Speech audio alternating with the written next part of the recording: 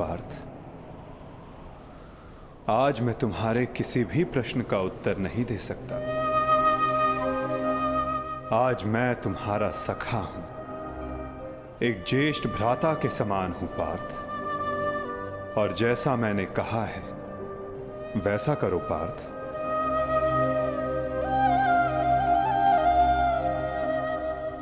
अभी किसी और से मिलने का समय है।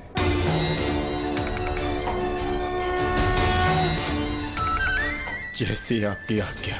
गोविंदा हरे मुरारी नाथ नारायण वासुदेवा।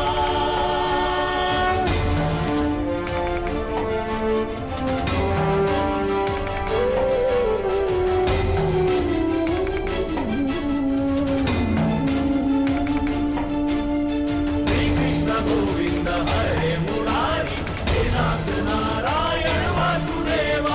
श्री कृष्ण गोविंद हरे मुरारी नाथ नारायण वासुदेवा। प्रणिपात। गोविंद हरे मुरारी नाथ नारायण वासुदेवा। श्री कृष्ण गोविंद हरे मुरारी नाथ नारायण वासुदेवा।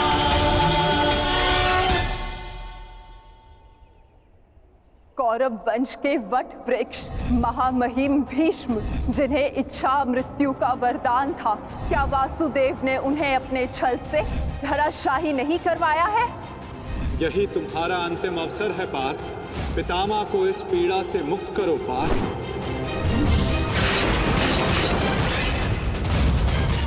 वासुदेव ने द्रोण पुत्र अश्वत्थामा की मृत्यु का छल रचकर आचार्य द्रोण का वध नहीं करवाया है?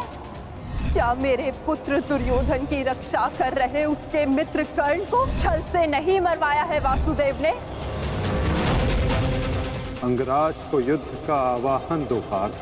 यदि अंगराज के हाथों में विजय धनुष आ गया तो तुम कुछ नहीं कर पाओगे पार्थ। बाण संधान करो पार्थ।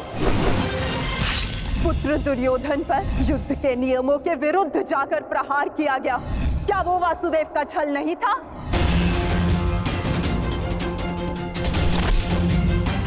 मैं तुम्हें श्राप देती हूँ कि जिस प्रकार तुमने मेरे कुल का अंत किया है, तुम्हारा कुल भी ऐसे ही आपस में लड़कर नष्ट हो जाएगा।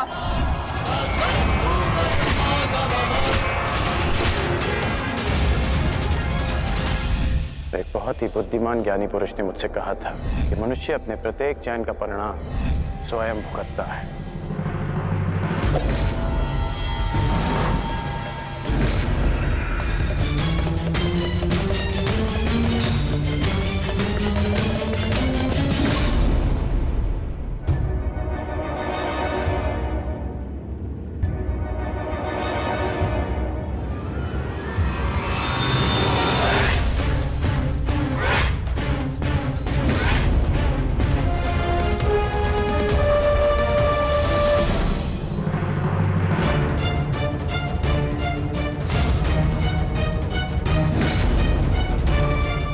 आज अच्छा आखेट मिलेगा।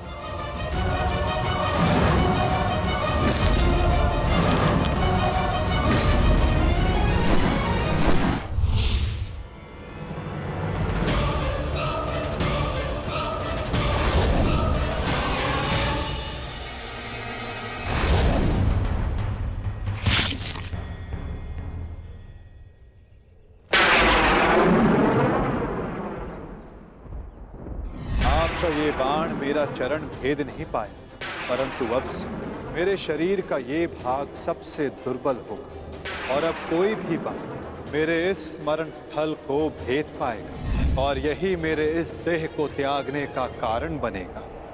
आपका स्वागत है कालदेव। माता गांधारी का श्राप अब पूर्ण हुआ।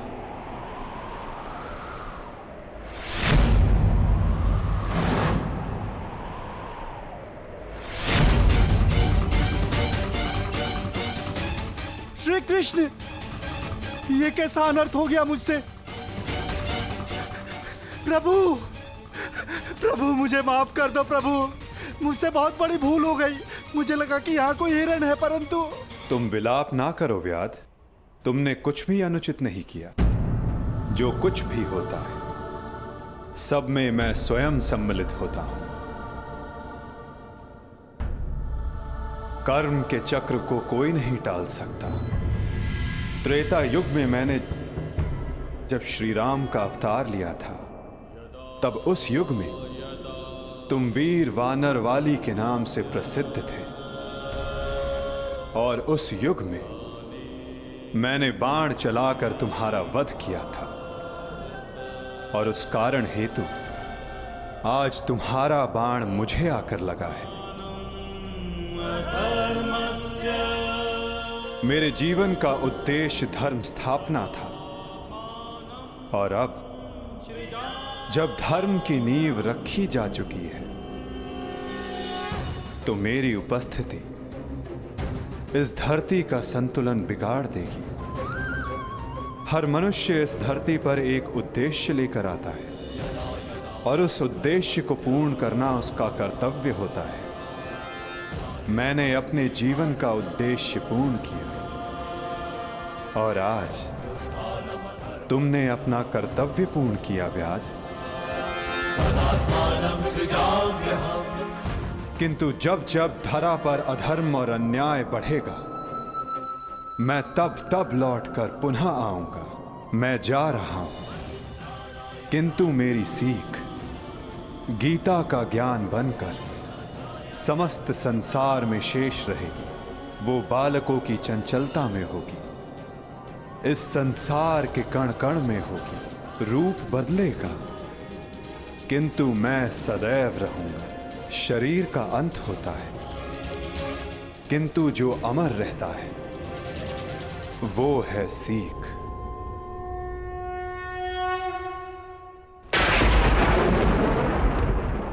पंचभूतों की बनी देह केवल वस्त्र है। पंचभूतों की बनी देह केवल वस्त्र है। आत्मा का जो वास्तविक है, घर कहीं यत्र है। व्यर्थ चिंता है जीवन की, व्यर्थ है मृत्यु का भय। आत्मा को ना मार पाते शस्त्र अग्नि ना समय। ईश्वर स्वयं है सृष्टि सारी, कहाँ उसको खोजना। जो भी होता शुभ ही होता, सब उसी की योजना। कामनाएं फल की छूटे, वो ही सच्चा कर्म है। ईश्वर चरण में हो समर्पण, वो ही केवल धर्म है।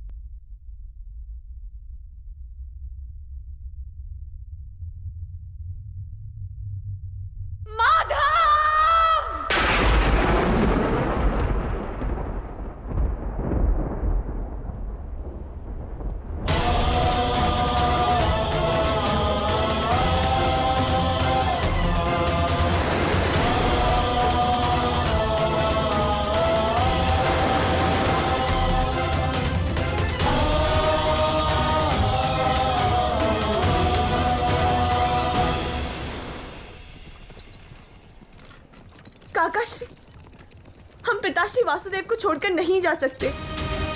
ये उनका ही आदेश है लक्ष्मणा। द्वारका का अंत होने को है। उनका आदेश था कि मैं तुम सभी को यहां से हस्तिनापुर ले जाऊं। मैं उनके आदेश का पालन कर रहा हूं और तुम्हारा भी यही कर्तव्य है।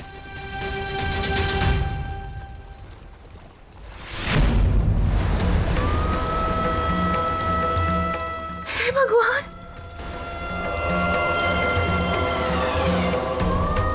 हमारा द्वारका।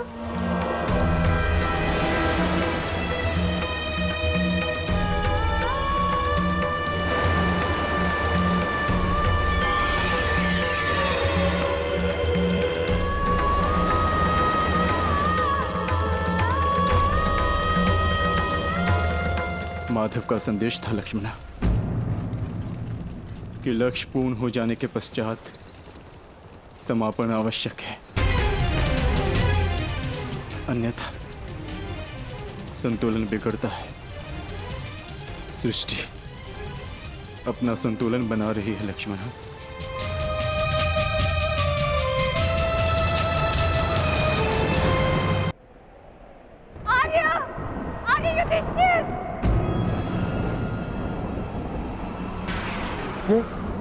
ये तो पांचाली का स्वर है।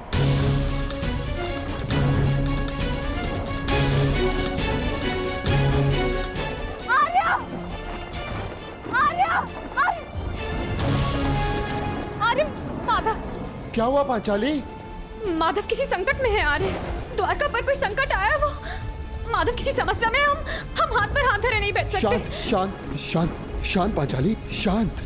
तनिक सोचो, जो हर समस्या का हल है, जो हर संकट का मोचन है, उन माधव को कुछ नहीं होगा। और फिर अर्जुन द्वारका गया है ना? परंतु आर्य। धैर्य रखो पांचाली, माधव को कुछ नहीं होगा। मुझे उन पर पूरा विश्वास है और अपने अनुज अर्जुन पर भी।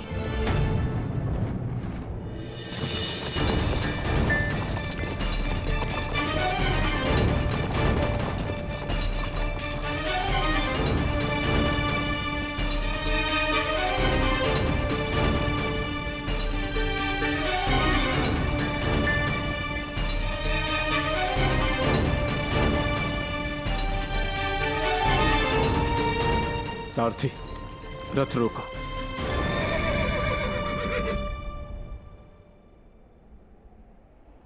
ये स्थान सुरक्षित लग रहा है। क्या हुआ काकाश्री? आपने रथ क्यों रुकवा दिया? यात्रा थकान को जन्म देती है लक्ष्मणा। कुछ प्रहर विश्राम कर लेना चाहिए। चलो।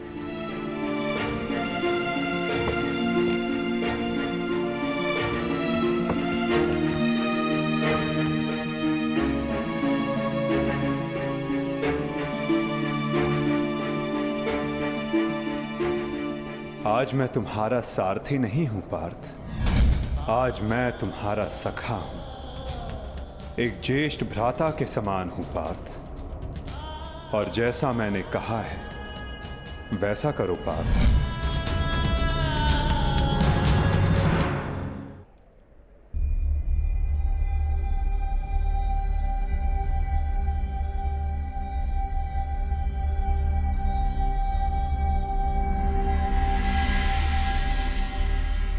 ये सब क्या हो रहा है काकाश्री?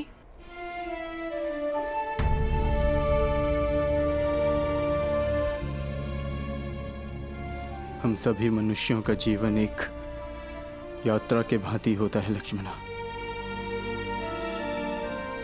जिसे हमें पूर्ण करना होता है। जहां से एक मनुष्य की यात्रा समाप्त होती है, वहीं से एक दूसरी यात्रा का आरंभ होता है। और यही जीवन है। परंतु हमारी यात्रा अभी शेष है लक्ष्मणा। तुम थक गई होंगी, जाओ विश्राम कर लो।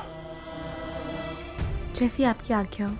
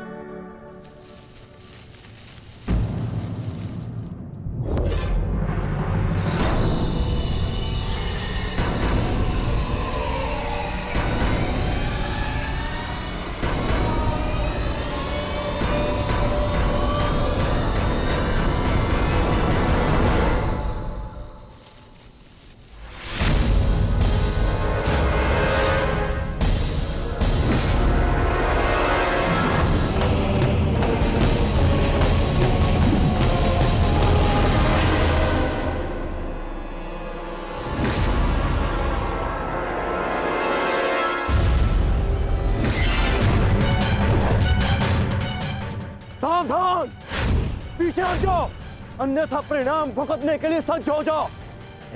उत्तर दो इसे।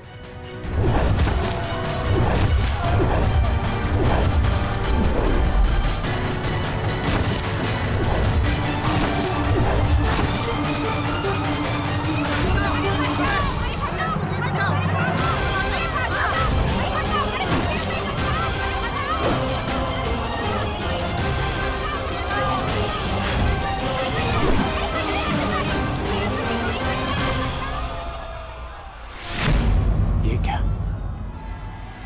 मैंने तो सहस्त्र चलाया था। मेरे बाण शस्त्र बाणों में परिवर्तित क्यों नहीं हो रहे?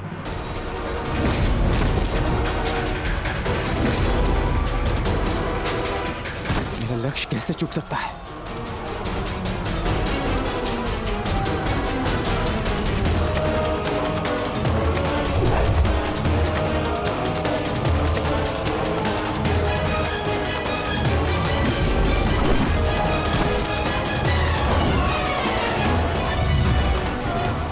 पर्वतास्त्र।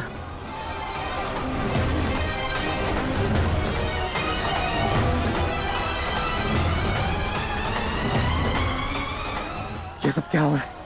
बाण प्रकट क्यों नहीं हो रहे? कैसे करूंगा मैं सबकी रक्षा?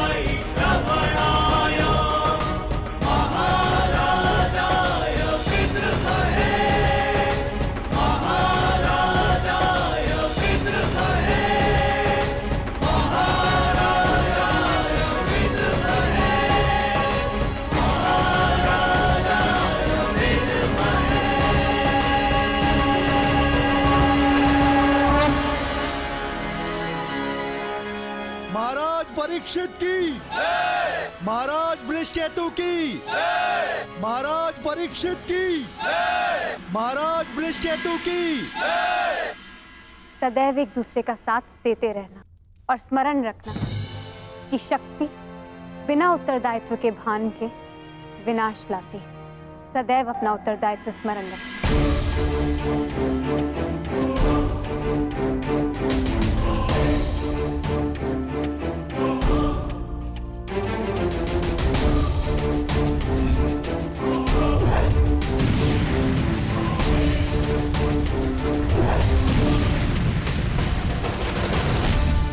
तुम्हारे पिता ने तुमसे छोटी आयु में चक्रव्यूह तोड़ा था।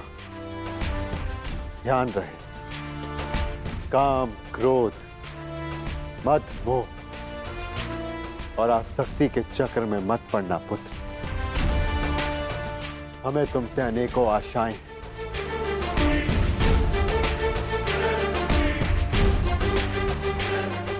और तुम्हें उन पर खरा उतरना है। मुझे विश्वास है कि मेरे पश्चात परिवर्तन का अध्याय प्रारंभ होगा। हमारे पिता समाज के लिए प्रेरणा थे। तुम भी उनके जैसे सूर्य बनकर चमकना, उनके यश को और भी अधिक उज्ज्वल करना पुत्र।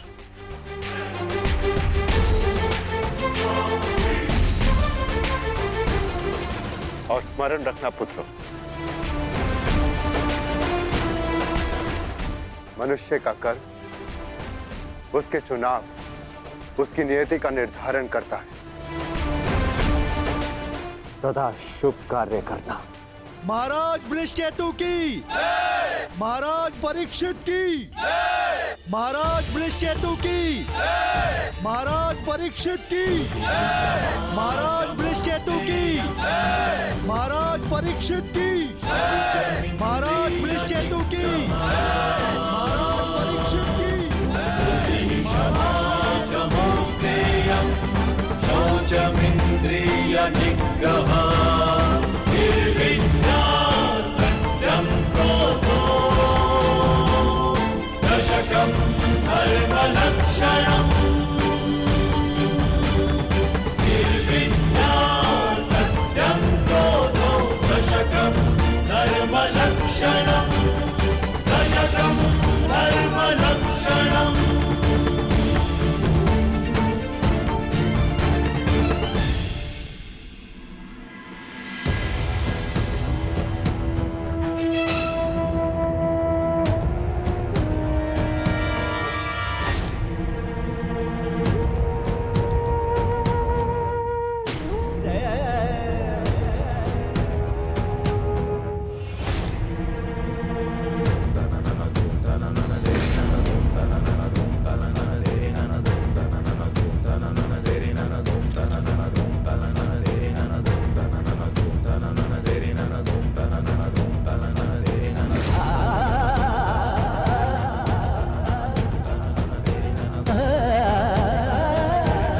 ज्येष्ठ भीतर कर क्या रहे? उन्हें भीतर के काफी समय हो गया है, हमें भीतर जाकर देखना चाहिए।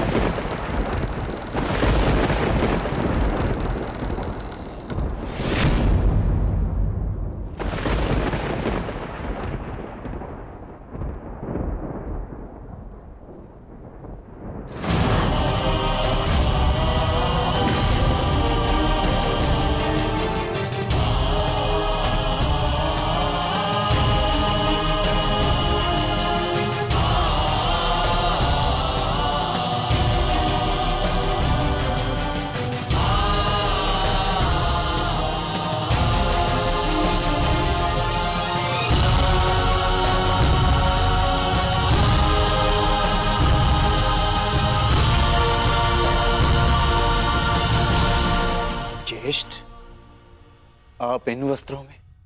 माधव का संदेश सुनकर भी नहीं समझे अर्जुन। एक समय के पश्चात जब मनुष्य के जीवन का लक्ष्य पूर्ण हो जाता है तो उसकी उपस्थिति सृष्टि का संतुलन बिगाड़ देती है। इसीलिए मैंने यह निर्णय लिया है कि मैं महाप्रस्थान करूंगा।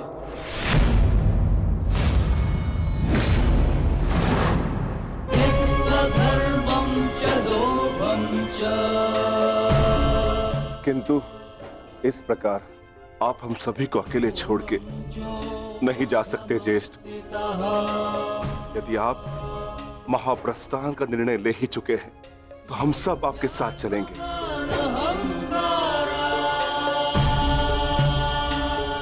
क्योंकि जहां आप है ज्येष्ठ वही हमारा घर है। हाँ ज्येष्ठ, मनुष्य अपनी परछाई के बिना अस्तित्व में कैसे रह सकता है? हम पांचों भाई एक दूसरे की परछाई हैं। हम ना एक दूसरे के बिना रहेंगे और ना ही जिएंगे।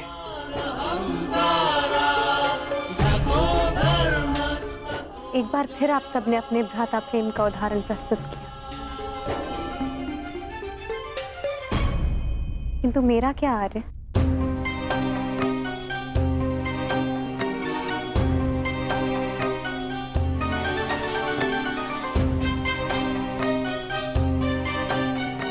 पांचाली, मैं जहां जा रहा हूं वह मार्ग बहुत कठिन है और तुम सब उस मार्ग पर नहीं जा पाओगी।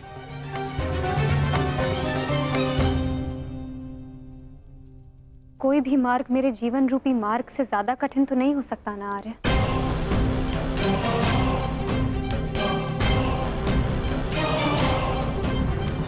राज्यसभा में हुए वस्त्र हरण के संताप को मैं सह गई, ये सोचकर कि मेरे पांचों पति मेरे साथ हैं, मेरा प्रतिकार लेंगे।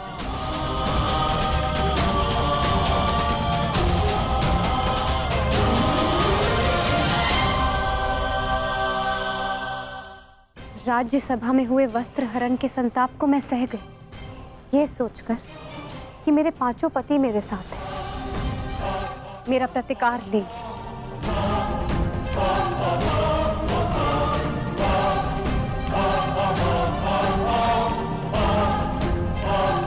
तेरह वर्षों के वनवास और अज्ञातवास को हंसते हंसते काटा, ये सोचकर कि मेरे पति मेरा त्राण करेंगे।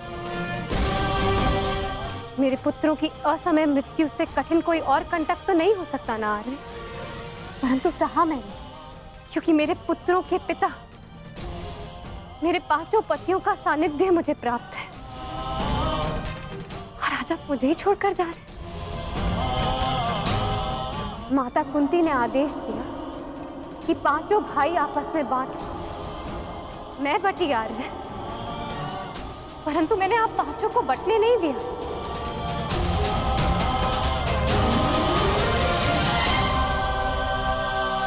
अब चाहे मार्ग के कांटे हो या पत्थरों की ठोकरें, हम सबका प्रारब्ध साथ है।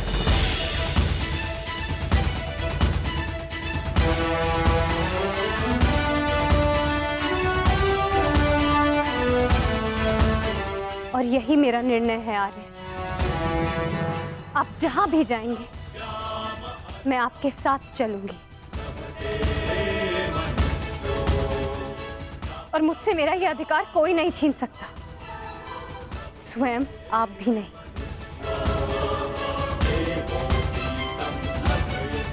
मैं चयन कर चुकी हूं आर्य। अब इस यात्रा का जो भी परिणाम होगा मुझे स्वीकार होगा।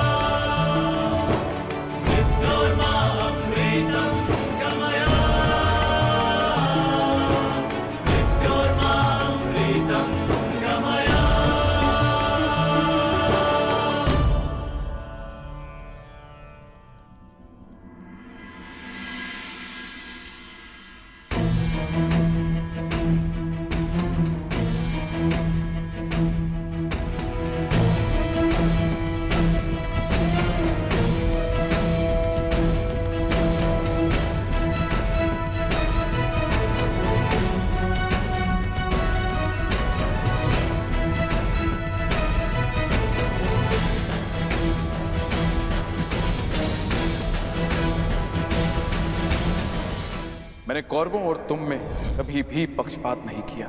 यदि प्रिय युधिष्ठिर को स्वीकार है तो हस्तिनापुर नया राज्य बनाने में तुम्हारी सहायता करेगा, परंतु पुत्र, इसके बदले मुझे भी तुमसे कुछ चाहिए। तुम्हारी माता कुंती यही हस्तिनापुर में रहे। आज तक के इतिहास की सबसे बड़ी, सबसे रोमांचक, मनोरंजक द्यूत क्रीड़ा हम सबके जीवन का सबसे बड़ा खेल होगा। 5 की शक्ति दास हो गई दुर्योधन। युधिष्ठिर भी तुम्हारा दास हो गया। जो विजय संसार के सबसे बड़े युद्ध में नहीं मिल सकती थी, वो युद्ध के चाल में तुम्हारी हो गई। वो शेष है द्रौपद पुत्री पांचाली।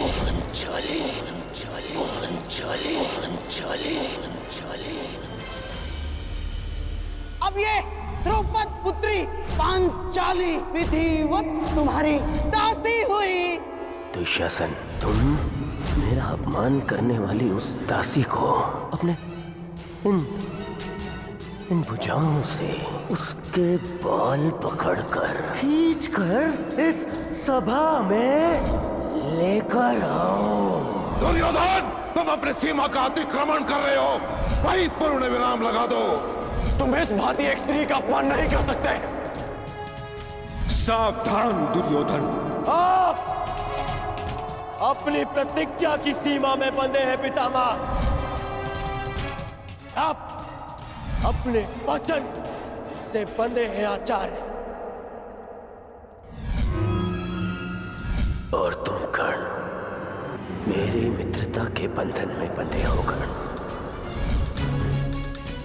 लीजिए ज्येष्ठ आपका आदेश ना मानने वाली दासी। आओ दासी द्रौपदी, आकर मेरी टंगा में बैठो। आओ। वस्त्र हरण करो इस दासी का।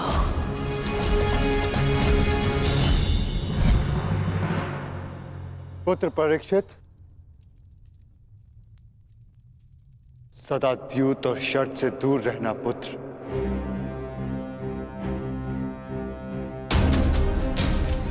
क्योंकि ये मनुष्य को काल के गर्त में पहुंचा देता है।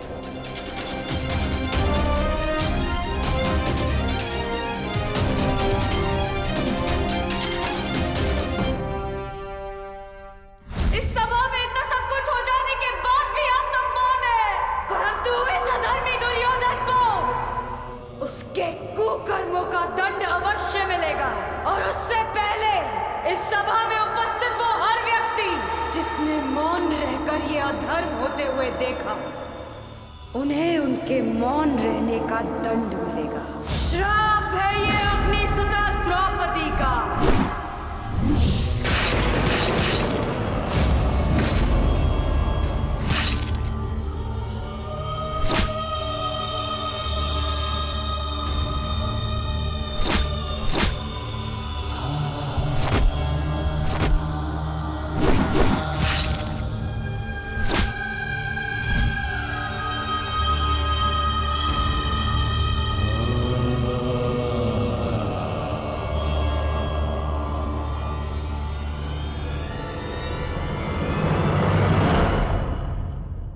सदा स्त्री का सम्मान करना पुत्र।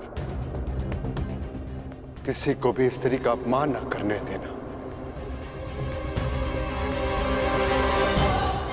क्योंकि स्त्री का अपमान प्रकृति भी नहीं सहती।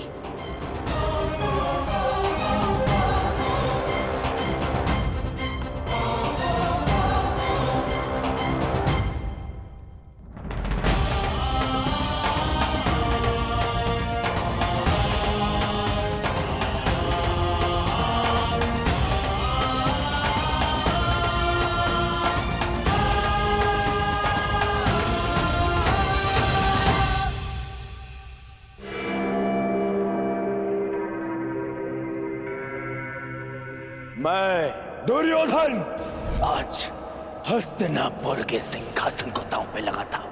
बस दुर्योधन, हस्तिनापुर पर तुम्हारा कोई अधिकार नहीं। तो जिनका अधिकार है मैं उन्हीं से पूछ लेता हूँ। पिताश्री, मेरा इस सिंहासन पे अधिकार नहीं, अधिकार है पुत्र, और मैं तुम्हें उस अधिकार का प्रयोग करने की अनुमति देता हूं। यदि एक अवसर इस क्षण बंद न हुई तो परशुराम शिष्य द्रोण के बाणों को कोई नहीं रोक पाएगा। आचार्य द्रोण, आप इस सभा के सभासद हैं और नियम अनुसार सभा के समाप्त होने तक आप नहीं उठेंगे, अन्यथा आप दंड के पात्र होंगे। स्मरण रखना पुत्र, राजा वो नहीं जो राज्य की सीमा के पार देख सके। राजा वो है जो प्रजा की आंखों की सीमा में आए एक आंसू को देख सके।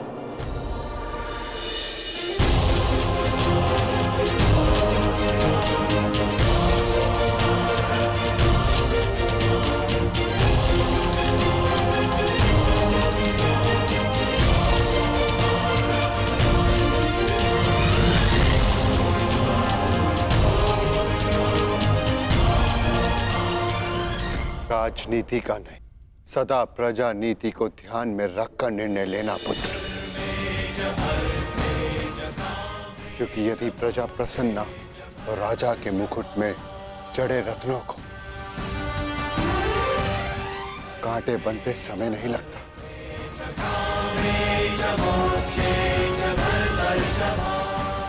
धर्म के साथ शासन करना,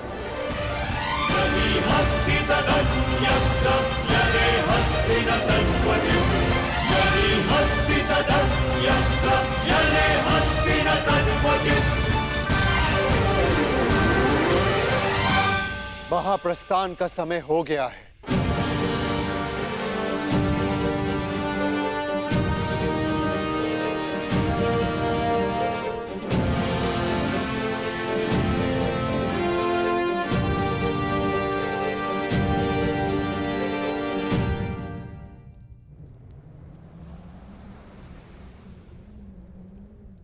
वानप्रस्थ में प्रस्थान करने का समय आ गया है।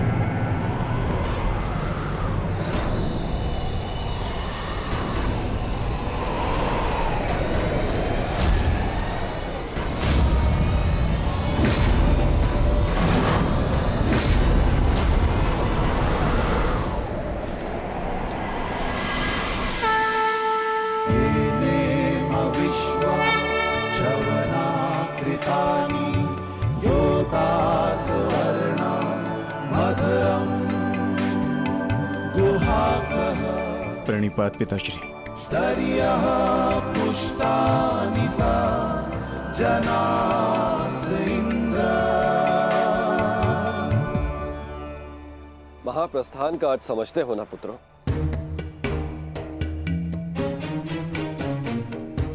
महाप्रस्थान का अर्थ है कि तुम इस संसार को त्याग कर परलोक जाना चाहते हो।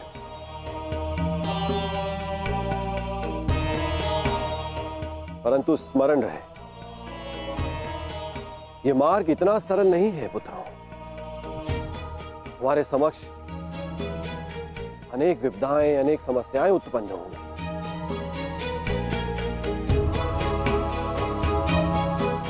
और तुम्हारे संरक्षक इंद्र के रहते हुए यह कैसे संभव है? तुम चलो मेरे साथ, मैं स्वयं तुम्हें अपने रथ पर देवलोक ले चलूंगा।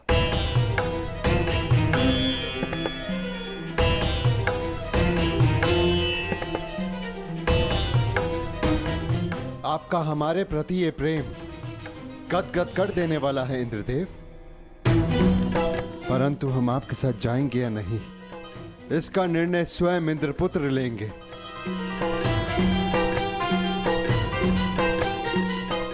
अर्जुन, निर्णय तुम्हारा है।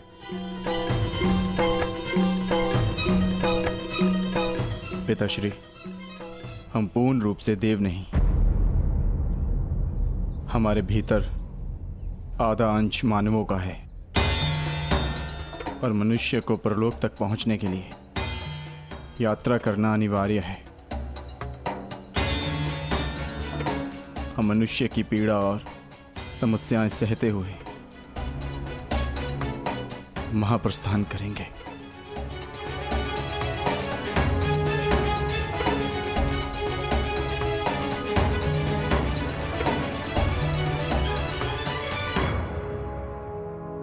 मुझे तुम पर गर्व है पुत्र।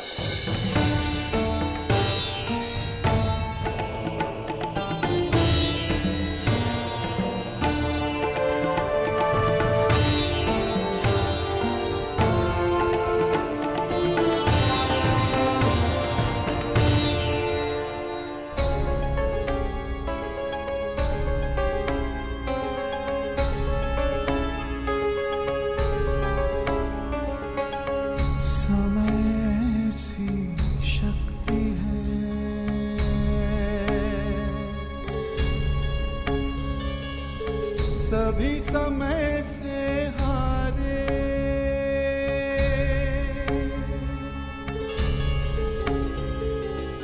समय से शक्ति है, सभी समय से हारे। राजा हो या रंग सभी बनते रहे बेचारे। समय बड़ा महान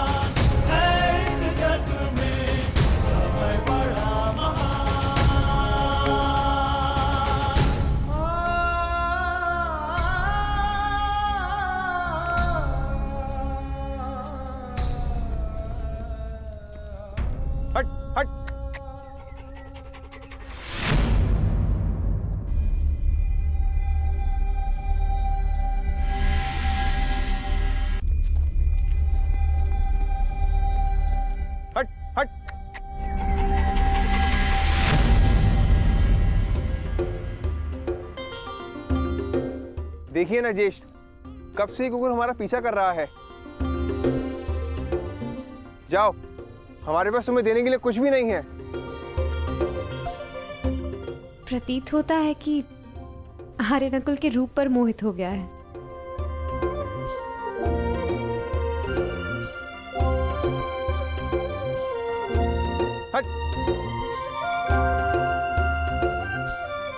रहने दो नकुल, यदि ये भोला जीव साथ आना चाहता है तो इसे आने दिया जाए। मनुष्य की अंतिम यात्रा में जो साथ दे उससे सच्चा सह यात्री और कोई नहीं। और फिर क्या पता इस कुकुर को भी इसका लक्ष्य प्राप्त हो जाए। आने दो।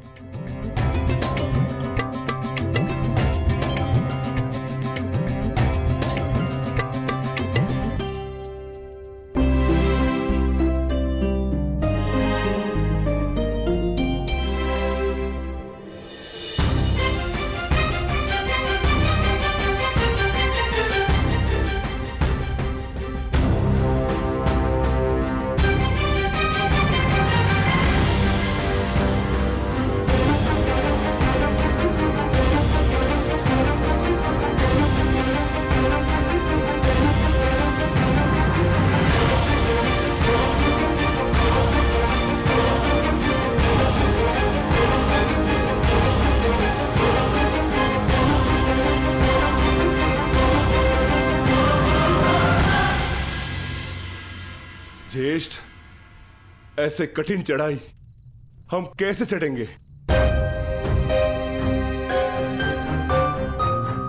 मार्ग अब दुर्गम नहीं, अगम हो गया है और किस ओर जाना है इसका भी कोई भान नहीं।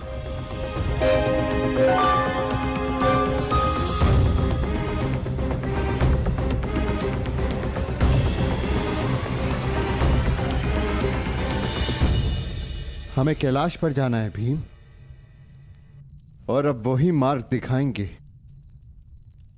जो कैलाशपति हैं। नमः शिवाय।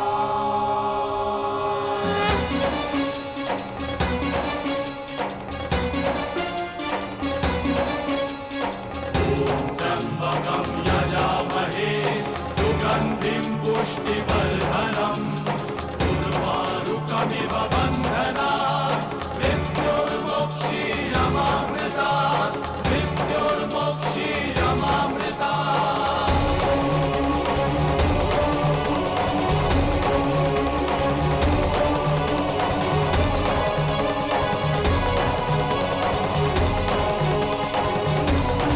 ओम नमः शिवाय।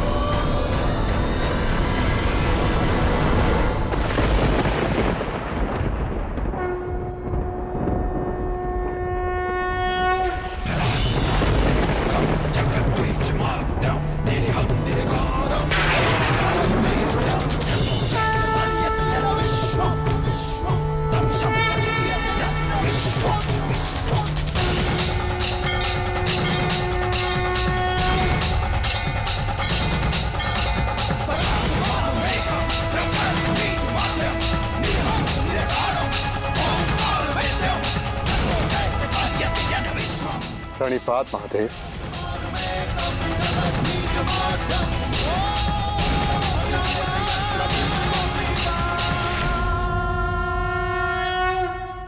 तपस्या तो सभी करते, परंतु अपने कर्म में रत रहकर भी जो ईष्ट का स्मरण करे वही वास्तविक तपस्वी है युधिष्ठिर। तुम सबने एक क्षण भी मेरा ध्यान नहीं त्यागा। मैं प्रसन्न हुआ। यहाँ पृथ्वी का छोर आ गया है पांडुपुत्रों। इससे आगे का मार्ग इहलोक को जाता है।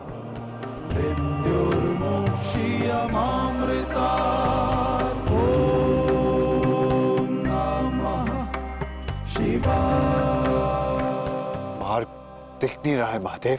क्योंकि इस मार्ग पर चलने का मूल्य चुकाना पड़ता है, जो सरल नहीं।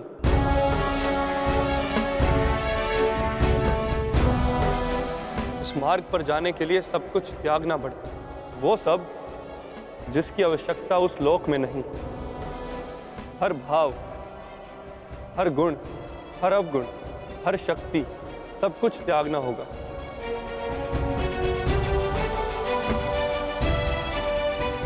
जब मनुष्य में केवल पंच तत्व रह जाते हैं, आत्मा में चेतना और हृदय में धर्म, तो ही ये मार्ग दिखता है। मैं समझ गया महादेव, मैं समझ गया।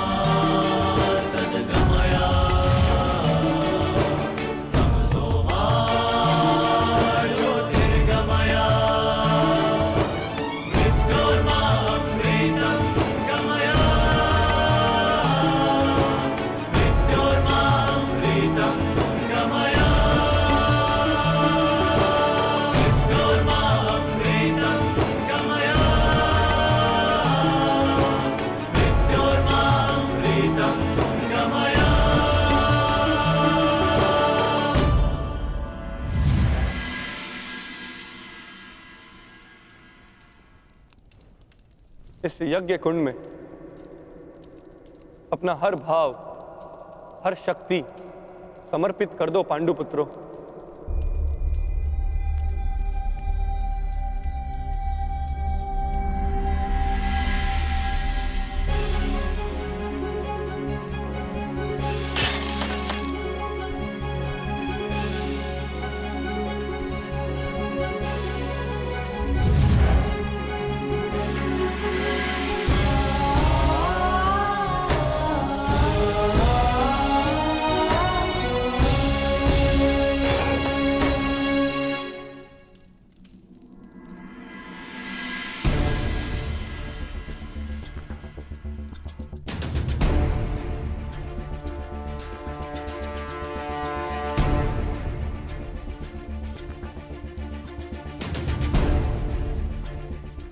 मैं इस गांडीव का और उन समस्त शस्त्रों का परित्याग करता हूं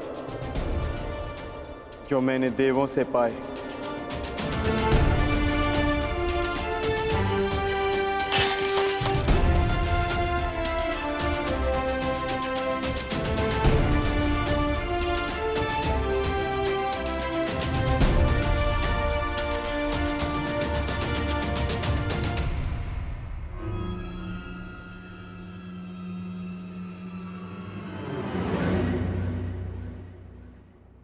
ज्येष्ठ, मार्ग तो अभी भी प्रकट नहीं हुआ। तुम्हारी बारी है पांचाली।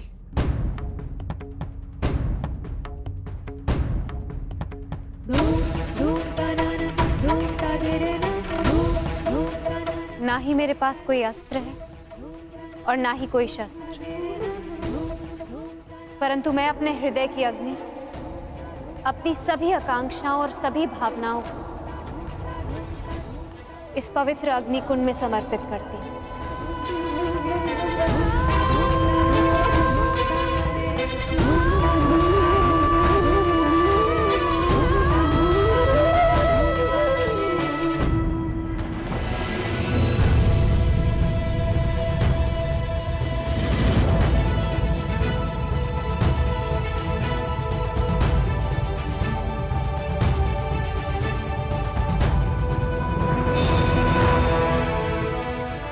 तुम्हारी यात्रा मंगलमय हो पुत्र।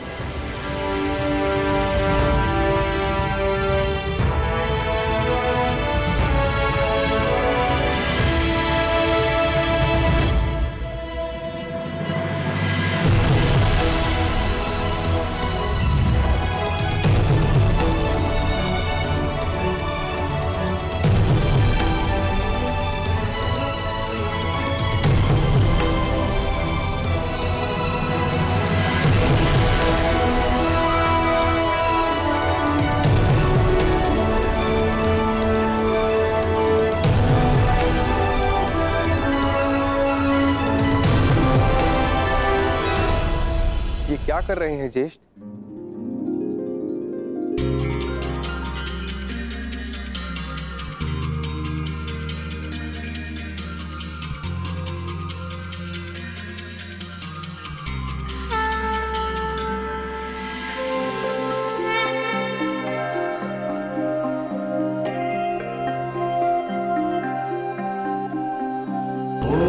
त्र्यंबकं यजामहे सुगंधिं पुष्टिवर्धनम् उर्वारुकमिव बन्धनात् मृत्युर्मोक्षीयमामृतात्।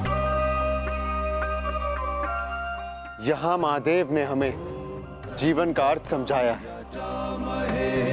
सुगंधिं पुष्टिवर्धनम्। अब से इस स्थान को केदारनाथ के नाम से पुकारा जाएगा।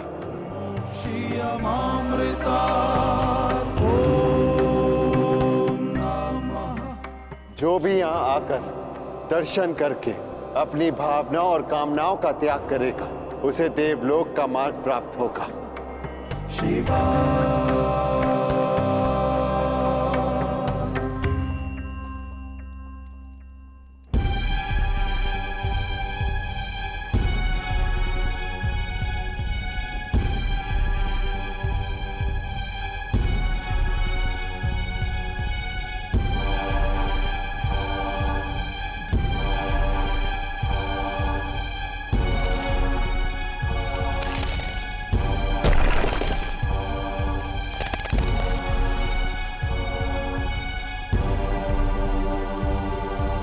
अब क्या करें ज्येष्ठ?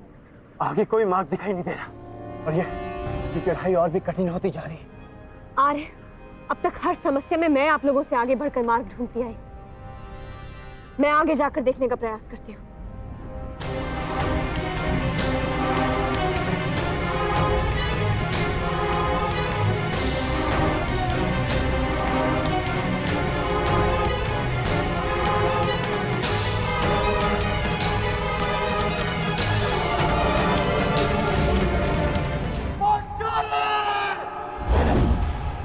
पांचाली! पांचाली!